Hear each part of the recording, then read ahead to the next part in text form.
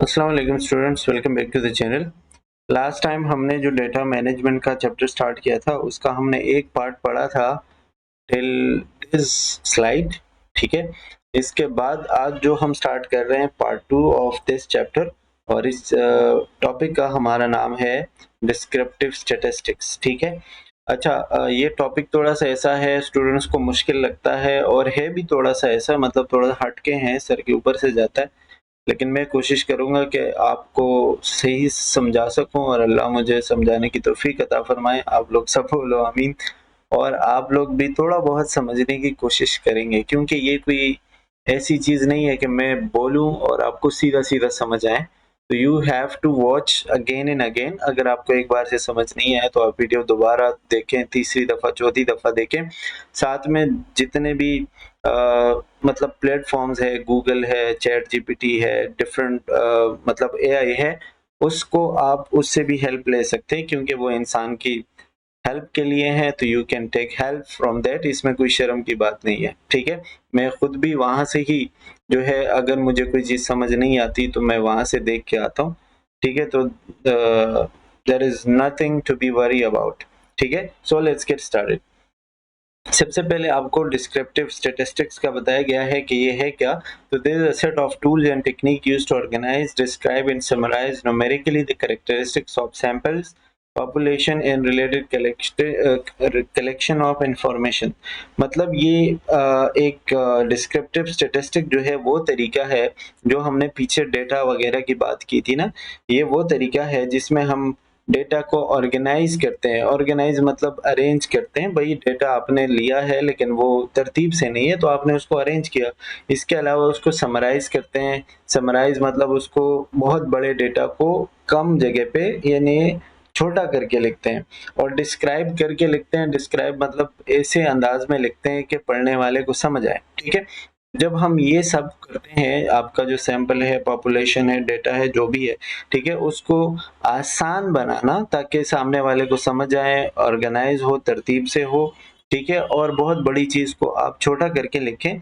इस चीज को हम जो है वो डिस्क्रिप्टिव स्टैटिस्टिक्स कहते हैं, और इसमें कुछ तरीके कार होते हैं जिनको यूज करके हम ये काम कर सकते हैं। ठीक है, अच्छा, अब ये कौन-कौन से ऐसे तरीके हो सकते हैं जिसको, मतलब कौन से पार्ट्स है, कौन से तरीके कार है जिसको यूज़ करके हम ये 3 समराइजिंग, ऑर्गेनाइजिंग, डिस्क्राइब, ये सारी चीज़ें कर सकते हैं। ठीक है? तो पहला तरीका है मेजर टू कंडेंस डेटा। अब मेजर टू कंडेंस डेटा का मतलब क्या होता है? कंडेंस का मतलब होता है किसी चीज़ को छोटा करना। ठीक है? तो डेटा को छोटा और सैंपल बनाना जो है वो मेजर टू कंडेंस डेटा कहलाएगा। इसमें क्या-क्या चीज़ें होंगी वो आगे बात करेंगे, मतलब पहला हमारा टॉपिक यही है। ठीक है? जैसे फॉर एग्ज़ाम्पल अगर आपके पास 1000 नंबर है तो उन सबको अलग-अलग करना और देखना बड़ा मुश्किल होता है। इसीलिए हम उनको एक टेबल में या एक ग्राफ के फॉर्म में लिखते हैं, दिखाते हैं। ठीक है? इसी चीज़ को हम कंडेंस करके लिखते हैं, मतलब यही कंडेंसेशन होगा। ठीक है? दूसरा जो है measure of central tendency. Central tendency यानी बीच की जो वैल्यू होती है ना, सेंट्रल टेंडेंसी, बीच की जो वैल्यू है, या जो मीन जिसको आप कहते हो या एवरेज कहते हो। ठीक है, वो चीजें निकालना, एवरेज कह लो, मीन कह लो। ठीक है, ये बताता है कि डेटा का सेंटर क्या है। यानी आपने 1 से 10 तक नंबर लिख लिए। ठीक है, अब या आपने 1 से 11 तक नंबर लिख लिए, तो इसका सेंटर क्या होगा? इनके मतलब एक साइड पे और दूसरे साइड पे इक्वल नंबर जो आते हैं, फॉर एग्जांपल 6 आ गया, 5 आ गया। ठीक है, तो इसका जो सेंटर है वो मालूम करना सेंट्रल टेंडेंसी कहलाएगा। ठीक है, तो वो चीज मालूम करेंगे हम। इसी तरह नंबर 3 जो है, अच्छा, ये सेंट्रल टेंडेंसी में ना 3 चीज आएंगी, मीन, मीडियन एंड मोड। ठीक है, इसके ऊपर बात करेंगे। आई होप सो कि आपको पता भी होगा। जैसे आसान एग्जांपल में आपको 50, 60, 70, 80, 90। ठीक है, तो 50, 60, 70, 80, 90 5 नंबर हो गए। इसके बीच में कौन सा नंबर आ रहा है? बीच में आ रहा है 70। सही है, तो उस 70 के एक साइड पे भी 2 आ रहा है और दूसरे साइड पे भी 2 नंबर आ रहा है, ठीक है? तो ये हमारा एवरेज है या मीन है, ठीक है? इसी तरह की चीज़ें हम मालूम करते हैं।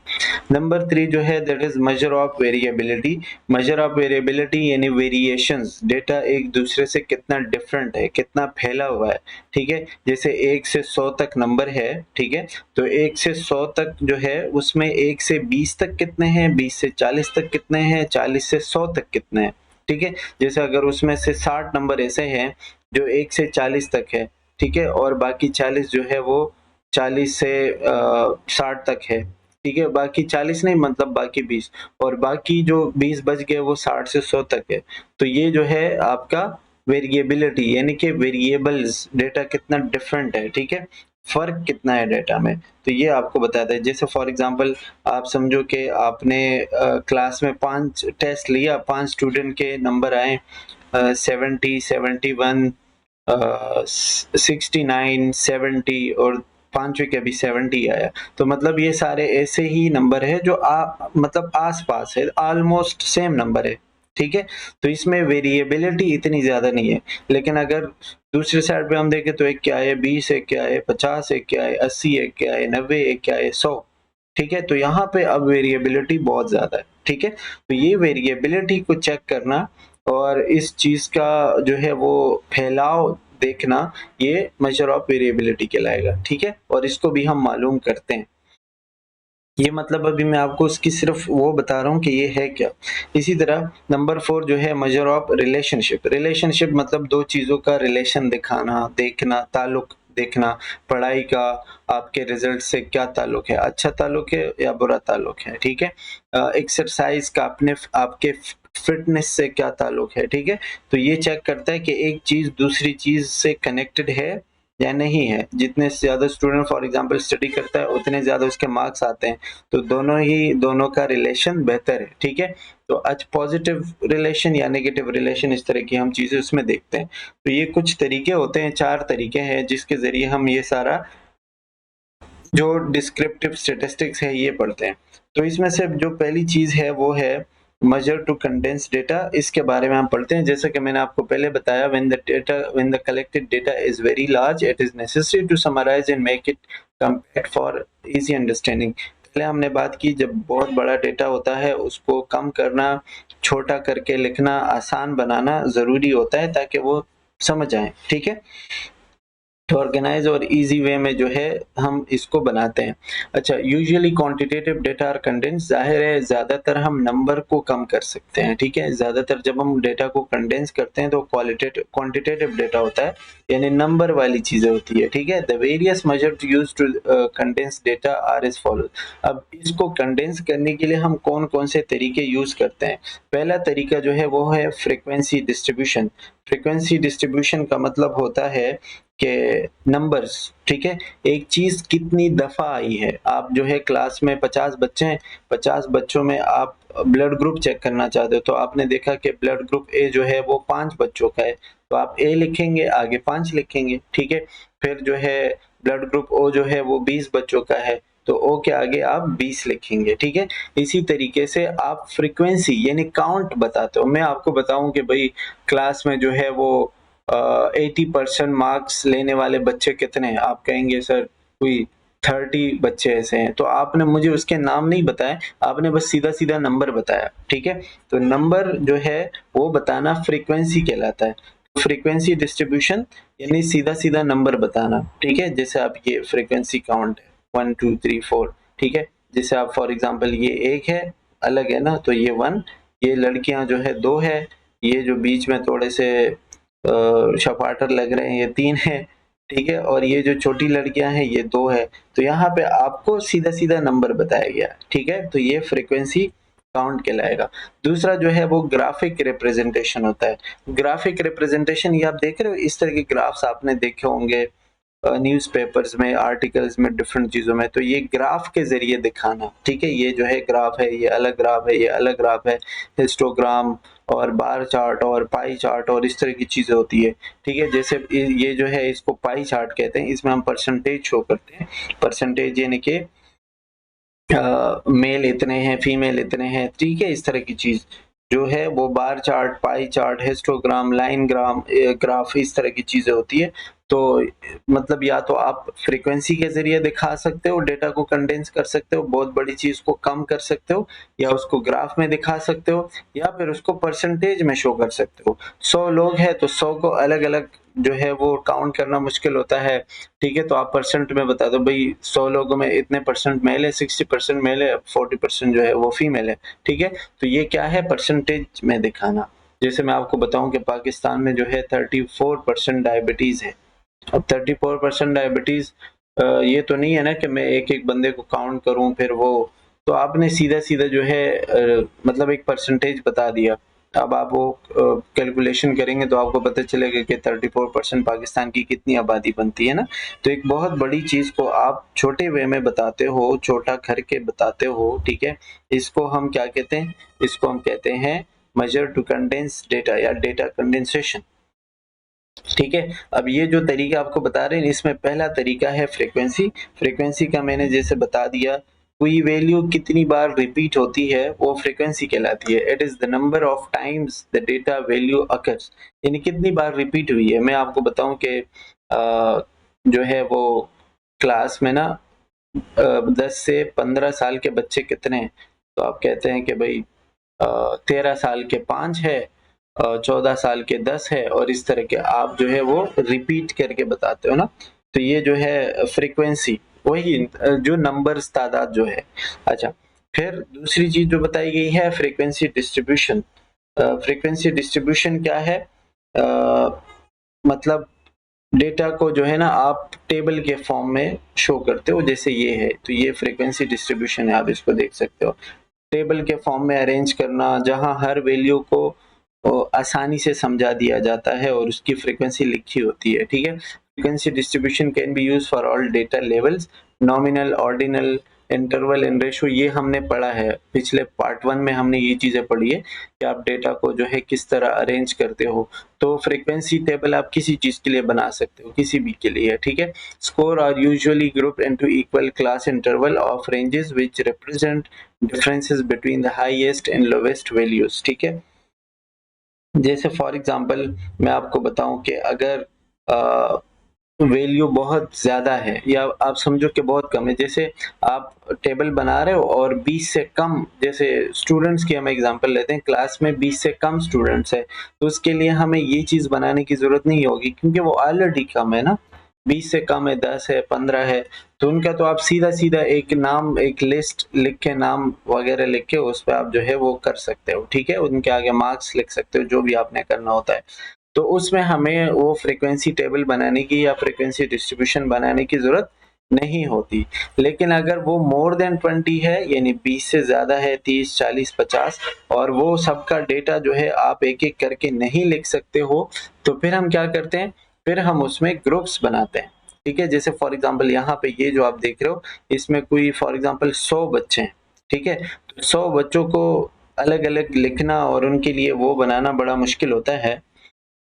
तो हम क्या करते हैं, इनके अलग अलग ग्रुप बना, जैसे 0 से 10 के बीच में जो है वो आपने यहाँ लिख लिया, 11 से 21 यहाँ लिख लिया, 12 से 32, ठीक है, 33 से 43, 44, 54, ठीक है, इस तरह।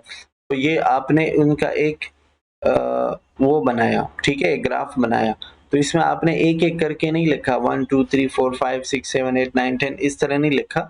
आपने बस एक इंटरवल बनाया, 0 से 10 के बीच में जितने बच्चे हैं वो आपने, जैसे आपने टेस्ट लिया है उसमें से 0 से 10 के बीच में जितने बच्चों के मार्क्स आए हैं या जितने बच्चे उस बीच में आ रहे हैं वो आपने यहाँ पे लिख लिया, ठीक है, ये 5 है। अच्छा, ये जो रेड टेलीज लिखा हुआ है, ये हम इसी चीज को अपने मतलब एक लाइन से शो करते हैं। जैसे 5 बच्चे हैं तो हम 5 लाइन ड्रॉ करेंगे। इसमें अगर जो है वो 2 बच्चे हैं, ठीक है, तो उसको हम 2 से ड्रॉ करेंगे, ये आप देख रहे हो, ठीक है। यहाँ पे मतलब हाँ 4 है, तो 4 लाइन है, तो आप फ्रीक्वेंसी यहाँ पे लिखी हुई है। इस चीज को अभी फिलहाल छोड़ दो, ये x जो है इसको छोड़ दो, ठीक है। मतलब ये जो 10 है, तो 0 और 10 के बीच में कितने बच्चों ने मार्क्स लिए हैं, 4 बच्चों ने। तो 4 बच्चों की फ्रीक्वेंसी ये आपने यहाँ पे टेलीज यानी लाइन के जरिए शो किया, 4 लाइनें आपने लगाई, यहाँ पे आपने उसकी फ्रीक्वेंसी लिखी 4, ठीक है। 11 से 21 के बीच में 2 बच्चे हैं तो 2 लाइनें लगाई, यहाँ पे आपने फ्रीक्वेंसी लिखी 2। यहाँ पे 22 से 32 के बीच में जो है वो 6 बच्चे हैं, ठीक है, तो यहाँ पे आपने लिखा 6। अब ये इसके ऊपर क्यों लाइन लगाई है, ये चीज़ समझना बहुत ज़्यादा ज़रूरी है। वैसे पेपर में आपसे ये नहीं पूछेंगे, लेकिन इसका मतलब आगे तो आपने पढ़ना ही है और एपिडेमियोलॉजी और रिसर्च में ये चीज़ें काम आएँगी। जब 5 पूरे हो जाते हैं तो इसके ऊपर हम एक लाइन लगाते हैं, ठीक है? 5 जब पूरे हो जाते हैं एक लाइन लगाते हैं। तो 5 ये और 1 ये 6 हो गए, वो 6 आपने इस तरह लिख लिया। तो ये सब जो है आप इसकी फ्रीक्वेंसी यहाँ पे निकाल के देखते हैं, ठीक है?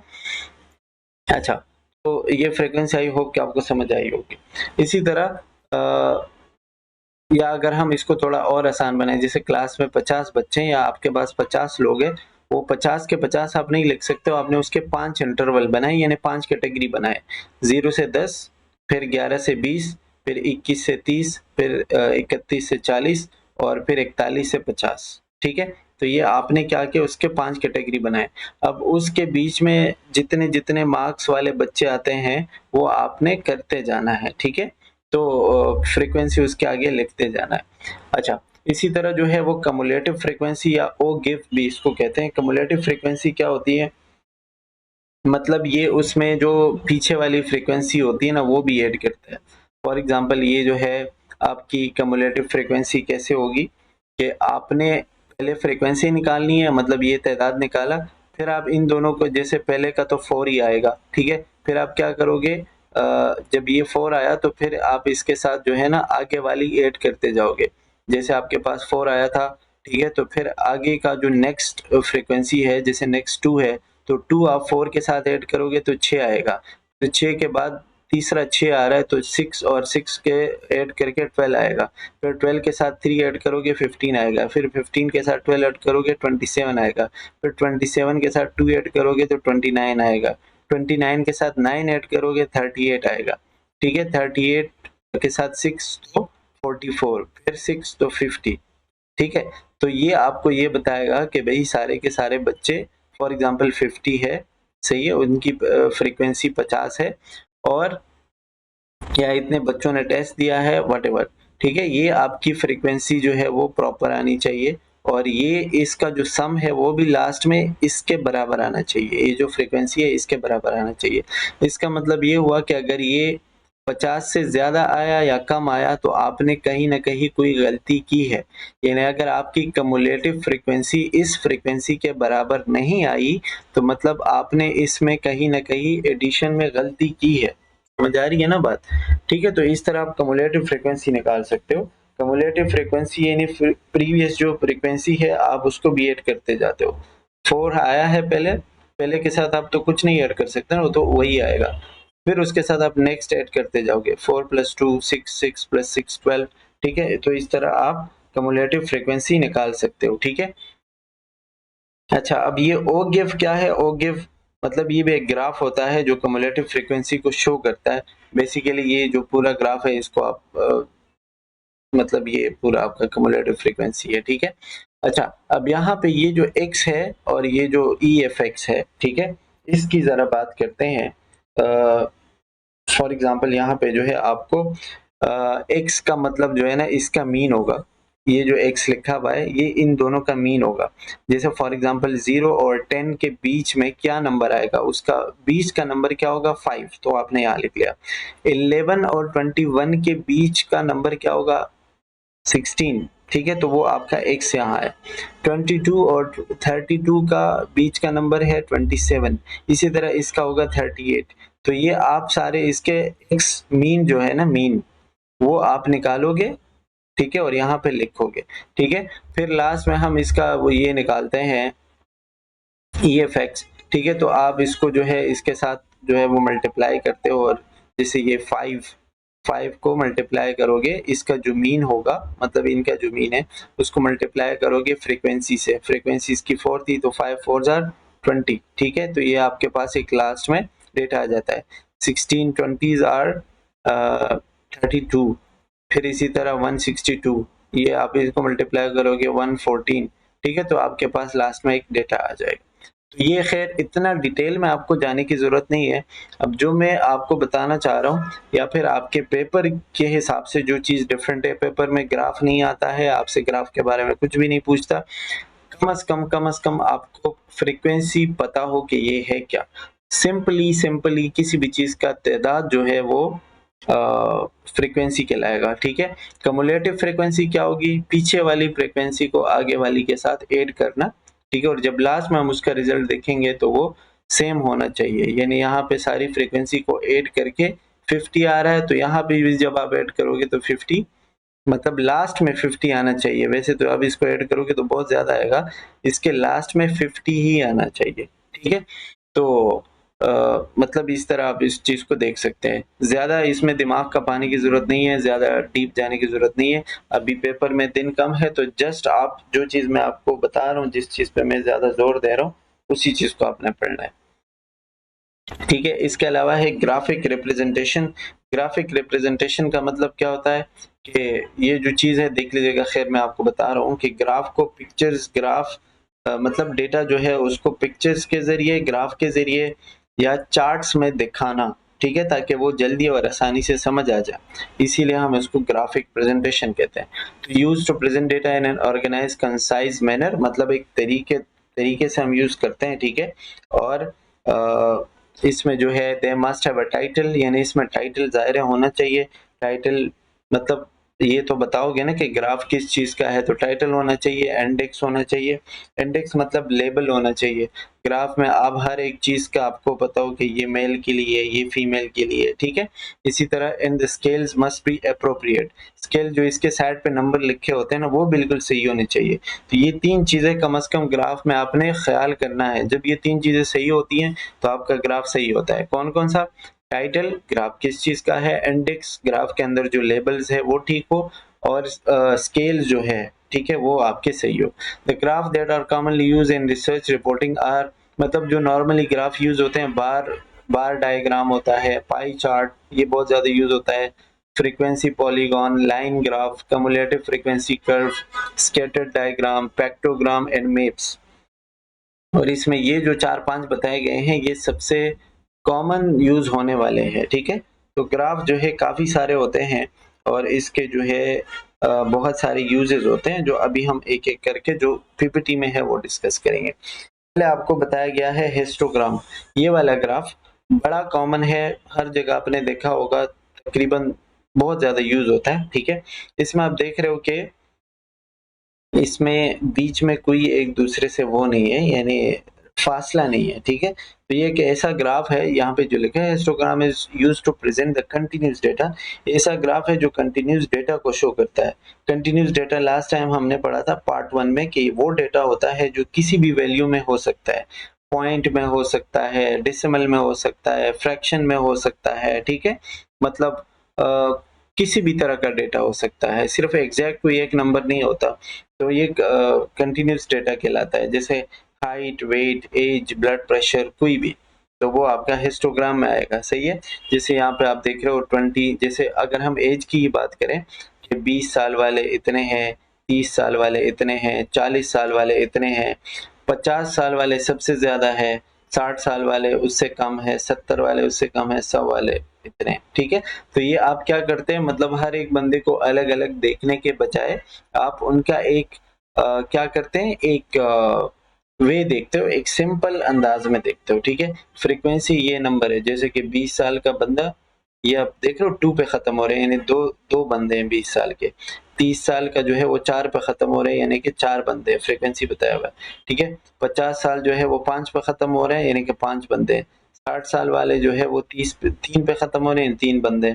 ये 1 पे खत्म हो रहा है, ये भी 1 पे खत्म हो रहा है, ठीक है। तो आप क्या कर रहे हो, एक बहुत बड़े डेटा को ग्राफ के जरिए शो कर रहे हो, इसी चीज को हम हिस्टोग्राम कहते हैं, ठीक है। अब ये दो चीजें अक्सर सेम होती है, स्टूडेंट इसमें कंफ्यूज होते हैं। तो इसमें आप फर्क कैसे करोगे कि एक अगर इसमें कोई लाइन नहीं है, यानी इसके बीच में कोई फासला नहीं, यहाँ पे तो है, लेकिन वो ये है कि मतलब 80 और 90 के बीच में कोई दूसरा बंदा है नहीं ना, तो 80 के बाद सीधा 100 आता है, इसलिए इसमें फासला है। तो यहाँ पे आप देख रहे हो कि जब इसके बीच में कोई फासला नहीं होता, ठीक है। और ये सारे एक दूसरे के साथ जुड़े हुए होते हैं, फासला हो सकता है अगर बीच में कोई चीज मिसिंग है तो, ठीक है। ये सारा जो है वो क्या कहलाएगा, हिस्टोग्राम कहलाएगा, और ये कंटिन्यूस डेटा को शो करेगा, ठीक है। तो इसी तरीके से आप इसको जो है शो कर सकते हैं। दूसरा जो है वो ये वाला जो है इसको कहते हैं बार चार्ट। बार चार्ट में आप देख रहे हो इसमें cheque, credit card, debit card, digital wallet और कैश, ठीक है। ये आपको हर एक चीज के एक अलग अलग वो कैश कितने लोगों ने दिया, डिजिटल वॉलेट, डेबिट कार्ड से कितने लोगों ने पैसे दिए हैं, ठीक है, और क्रेडिट कार्ड से कितने दिए, चेक कितनों ने दिया, तो ये आपको यही चीज बता रहा होता है। अब bar chart are used to present the categorical और क्वालिटेटिव डेटा। कैटेगोरिकल और क्वालिटेटिव डेटा के ऊपर हमने बात की थी, ये डिफरेंस वो बताता है, कंपैरिजन कर सकते हो, क्वालिटेटिव डेटा आपको शो करता है, जैसे मेल फीमेल कैटेगरीज है ना, ब्लड ग्रुप्स, डिपार्टमेंट्स, डिजीजेस, इस तरह की चीजें जो होती हैं, जैसे डेंगू कितने लोगों को हुआ, मलेरिया कितने लोगों को हुआ, टाइफाइड कितने लोगों को हुआ, ठीक है। तो इस चीज को आप जो है मतलब जैसे ये डेंगू, ये टाइफाइड, ये इन ग्राफ्स को देखते हुए आप उस चीज का अंदाजा लगा सकते हो, ठीक है। अच्छा, ये जो है कैटेगरीज शो करता है, और इस तरह के ग्राफ में बीच में जो है एक दूसरे से फासला होता है, और इसको बार चार्ट कहते हैं, बार चार्ट। ओके, नंबर 3 जो है, अच्छा इसमें ये चीज आपने नहीं याद रखनी कि जो है वो फासला है, बल्कि मतलब जरूरी है, पता होना चाहिए। बट मोस्ट इम्पोर्टेंटली जो इसके पेपर के हवाले से इम्पोर्टेंट चीज है वो ये है, categorical data and qualitative data. आप जो है क्या कहते हैं ये हिस्टोग्राम किसके लिए यूज करोगे, और ये जो वो है क्या कहते हैं बार चार्ट है, इसको किसके लिए यूज करोगे, ये मैं आपको जरा हाईलाइट करके दिखाऊं। ये कंटिन्यूस डेटा के लिए यूज करोगे, ठीक है। ये जो है आपका कैटेगोरिकल डेटा, क्वालिटेटिव डेटा, इसके लिए आप जो है इसको यूज कर सकते हो। पाई चार्ट जो है, पाई चार्ट, ये पाई चार्ट आपका परसेंटेज आपको बताता है। ये भी कैटेगोरिकल और क्वालिटेटिव डेटा दोनों के लिए यूज होता है, लेकिन ज्यादातर ये आपको परसेंटेज बताता है। जैसे मैंने आपको बताया कि भाई आप एक दुकान में हैं, ठीक है, और वहां पे ये जो बताया कि इसमें एप्पल्स 11% है, बनाना ये आपको मतलब देना है, बनाना जो है वो 25% है, क्यूकम्बर जो है वो 10% है। तो इस तरह आप जो है वो चीजें इसमें दिखाते हो थ्रू परसेंटेज, ठीक है। तो इस तरह की जो चीजें होती हैं जो परसेंटेज के थ्रू दिखाई जाती है वो पाई चार्ट में दिखाई जाती है। अच्छा, इसी तरह है बॉक्स प्लॉट। बॉक्स प्लॉट को अगर हम देखें तो इसमें जो है box plot is used to present quantitative data. Quantitative data क्या होता है, जिसमें नंबर्स होते हैं, ठीक है, नंबर्स करके दिखाना, ठीक है, कौन सा नंबर कितना लो है, कौन सा नंबर कितना हाई है, कौन सा बीच में आ रहा है, कौन सा बहुत आगे जा रहा है, ठीक है, जो उनसे नहीं मिलता जुलता, ये सब चीजें हम बॉक्स प्लॉट में शो करते हैं, ठीक है। जैसे फॉर एग्जांपल जो क्या था, बॉक्स प्लॉट जो है एक ग्राफ है जो आपको क्वांटिटेटिव या न्यूमेरिकल डेटा जो शो करते हैं, यहाँ पे तो आपको बता दिया।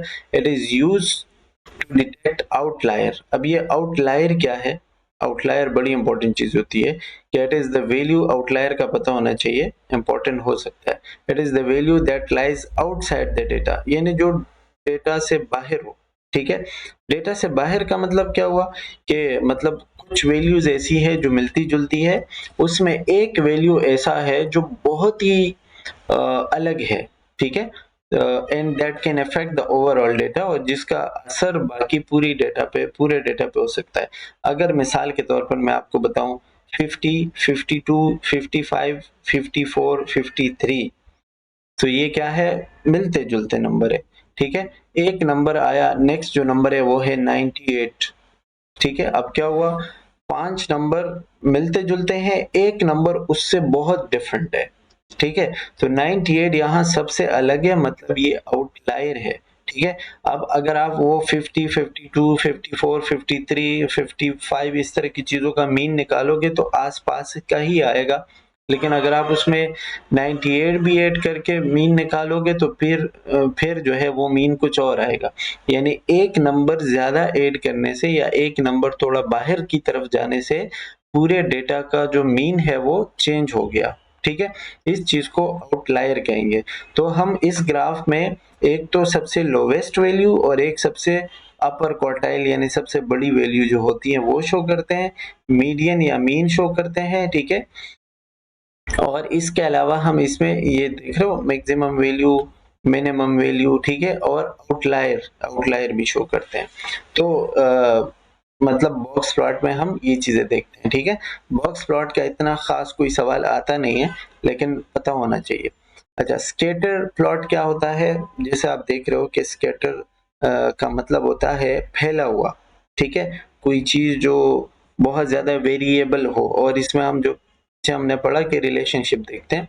These are the graphic presentation of the relationship between two continuous variables, ठीक है? ये चीज इंपॉर्टेंट है कि आप क्या करते हो, दो कंटिन्यूस वेरिएबल के बीच में रिलेशनशिप देखते हैं, ठीक है? हर ऑब्जर्वेशन जो भी हम देखेंगे उसको एक डॉट के थ्रू, जैसे आप ये देख रहे हो ना, ये जो डॉट्स बने हुए, इन डॉट के थ्रू हम एक चीज को दिखाते हैं।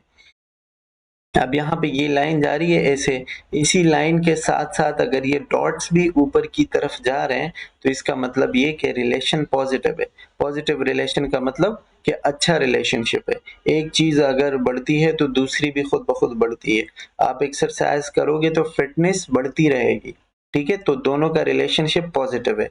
अगर आप एक्सरसाइज नहीं करोगे तो फिटनेस कम होती रहेगी, तो फिर वहां पे भी मतलब वो नेगेटिव रिलेशनशिप आ जाता है। या फिर आप कह सकते हो एक चीज जब बढ़ती है दूसरी कम होती है, उसको वो कहते हैं नेगेटिव रिलेशनशिप, ठीक है? तो इसमें हम दो चीजों का रिलेशनशिप देखते हैं, including the direction and magnitude. Scatter plots are also called scatter diagram. इसको स्कैटर डायग्राम या स्कैटर ग्राम भी कहते हैं, ठीक है? इसमें एक्स और वाई वेरिएबल जो है वो एक दूसरे के साथ इस तरह शो किए जाते हैं। यहाँ पे आपको जो है इसके एक एग्जाम्पल दिखाया गया है, इसको हम देखते हैं। यार गला खुश्क हो गया मेरा। अच्छा देखो, यहाँ पे आपको कोरिलेशन बताया गया ना, जो मैंने आपको बताया। कहाँ गया भाई वो प्लॉट, कहाँ गया हाइलाइटर, ये रहा। अच्छा, परफेक्ट पॉजिटिव कोरिलेशन। अब देखो, पॉजिटिव कोरिलेशन का मतलब क्या होता है? Is given the value of 1। अगर किसी भी चीज का रिलेशन पॉजिटिव है यानी बहुत अच्छा रिलेशनशिप है, अगर वो एक चीज बढ़ती है तो दूसरी भी साथ साथ बढ़ती है, ठीक है? तो उसका जो है उसको हम 1 नंबर देंगे, ठीक है? उसके उसकी वैल्यू कितनी होगी? उसकी वैल्यू होगी 1। 1 का मतलब क्या होगा? यानी +1 ना। अगर एक चीज बढ़ती है तो दूसरी भी बढ़ती है, तो उनके बीच में पॉजिटिव रिलेशनशिप है। जैसे यहाँ पे आप देखो, ये जो है ऊपर की तरफ जा रहे हैं ये लाइंस, ठीक है? ऐसे। तो अगर ये लाइंस बिल्कुल ऐसे 0 से शुरू होके ऊपर की तरफ जा रहे हैं तो मतलब पॉजिटिव रिलेशनशिप है, और पॉजिटिव रिलेशनशिप को हम 1 से शो करते हैं। तो इसी तरह अगर हम कह रहे हैं कि मतलब रिलेशनशिप 1 है तो इसका मतलब पॉजिटिव है, एक बढ़ता है तो दूसरी भी बढ़ता है, ठीक है? ये पॉजिटिव। अच्छा, अगर रिलेशनशिप 0 है, या चलो 1 की तो बात कर ली, अगर -1 है, ये 1 और -1, -1 का मतलब ये होता है अगर एक चीज बढ़ेगी तो दूसरी कम होती है, ठीक है? जैसे पॉजिटिव में हमने देखा, अगर आप स्टडी ज्यादा करते हो तो आपके मार्क्स अच्छे आएंगे। अगर आप जो है वो एक्सरसाइज ज्यादा करते हैं तो आपकी फिटनेस जो है वो अच्छी होती है। नॉर्मली अगर हाइट किसी की अच्छी है तो उसका उसका वेट भी अच्छा होता है। ये मतलब जनरल बात कर रहा हूँ, जरूरी नहीं कि ऐसा ही हो, ठीक है? तो मतलब ये 1 रिलेशनशिप है, ठीक है? स्कैटर प्लॉट में जब हम देखते हैं। अच्छा, -1 की अगर बात करें, यानी एक चीज अगर बढ़ती है तो दूसरी कम होती है, तो इसको नेगेटिव कोरिलेशन कहेंगे और इसको हम माइनस से शो करेंगे, ठीक है? जैसे फॉर एग्जांपल अगर आप स्मोकिंग करेंगे तो स्मोकिंग से आपकी लंग्स हेल्थ जो है खराब होगी। ये आप देखो नीचे की तरफ आ रहा है, ये ऊपर नहीं जा रहा है, नीचे आ रहा है, ठीक है? अगर नीचे आ रहा है तो इसका मतलब कि एक चीज बढ़ रही है तो दूसरी कम हो रही है, ठीक है? अच्छा, इसी तरह अगर फॉर एग्जांपल आप कार में बैठे हैं, कहीं जा रहे हैं, तो आप ज्यादा स्पीड से जाएंगे तो आपका कम टाइम लगेगा, यानी एक चीज बढ़ रही है तो दूसरी कम हो रही है, ठीक है।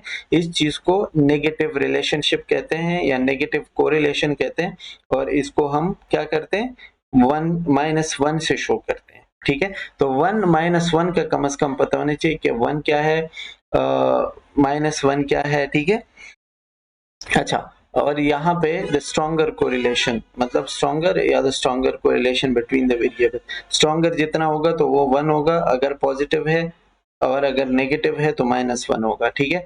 The closer the number is to 0, और अगर 0 आ रहा है या 0 मतलब 0 के आसपास क्या ही होगा, मतलब 0 ही है, तो उसका रिलेशनशिप उतना वीक होगा, यानी रिलेशनशिप आप समझो नहीं है। जैसे ये आप देख रहे हो, इसमें कोई पता नहीं चल रहा कि भाई चीज ऊपर जा रही है नीचे जा रही है, बल्कि स्कैटर्ड हुआ है, चीजें इधर-उधर है, ठीक है। तो जब इस तरह होगा तो इसका मतलब ये कि इनके बीच में कोई रिलेशन नहीं है, ठीक है। समझ आ रही है ना बात, यानी शू का साइज और एग्जाम के मार्क्स, इन दोनों का क्या रिलेशन है बीच में, कुछ भी नहीं है। मेरे शू का साइज जो भी हो, इससे मेरे एग्जाम का कुछ रिलेशन नहीं है, तो ये 0 है, इट इज 0, इसको आप 0 वैल्यू दोगे, ठीक है। मोबाइल का कलर और उसकी हाइट फॉर एग्जांपल, ठीक है, आपकी हाइट और मोबाइल का कलर क्या है, कुछ भी वो नहीं है। तो हर वो चीज जिसका कोई रिलेशनशिप ना हो उसको हम would be count as 0 अगर in a negative correlation the values are distributed from the upper left corner down towards the lower, ठीक है। इसमें हम अपर से नीचे की तरफ आते हैं, इसमें जो है इस तरह x axis y axis, simply इन चीजों के ऊपर फिलहाल आप नहीं जाएं, आप ये 1 -1 और 0 की जो है वो आप याद रखें, ठीक है। तो यहाँ तक हमने एक उसमें से पॉइंट पढ़ा है, दैट वाज फ्रीक्वेंसी डिस्ट्रीब्यूशन और ग्राफिक प्रेजेंटेशन, ठीक है। दो चीजें हमने पढ़ी है। परसेंटेजेस जो है इंशाल्लाह उसमें कुछ चीजें अभी रहती है, मेजर ऑफ सेंट्रल टेंडेंसी, ये इंशाल्लाह हम नेक्स्ट पार्ट में पढ़ेंगे। अभी पढ़ेंगे तो वीडियो बहुत ज्यादा लंबी हो जाएगी, ठीक है। So that's all for today. I hope कि आपको समझ आ गया होगा, चीजें आपको बेहतर लगी होगी। इंशाल्लाह फिर मिलेंगे नेक्स्ट वीडियो में, तब तक के लिए अल्लाह हाफिज।